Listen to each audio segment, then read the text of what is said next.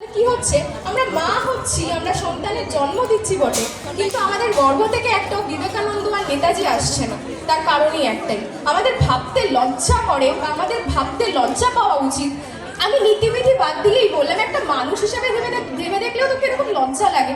আজকে নেতাজির মা, বিবেকানন্দের মা, তাদেরও তো এই এই একটা মাথা, দুটো হাত, দুটো পা, তারাও একটা মেয়ে, আমরাও একটা মেয়ে। অথচ দেখুন আমাদের পেট থেকে জন্মাচ্ছে সব ওই গুন্ডা বদমাইশ, হ্যাঁ, যারা সমাজকে ধ্বংস করে দিচ্ছে, নিজের স্বার্থ সিদ্ধির জন্য সমাজটাকে একেবারে শেষ করে দিচ্ছে, মানুষ খুন করে ফেলছে, যা পাচ্ছে করছে। অথচ নেতাজির মতো সন্তান এই দেশেই হয়েছে, এই ভারতবর্ষের মাটিতেই, যে মানুষকে বাঁচানোর জন্য, এই দেশকে রক্ষা করার জন্য দিনের পর দিন যুদ্ধ করে গেছে এবং এই দেশের মাটিতে প্রাণ দিয়ে গেছে। তাই আমাদের ভেবে লজ্জা পাওয়া উচিত যে আমাদের শিক্ষাটা সঠিক হচ্ছে না।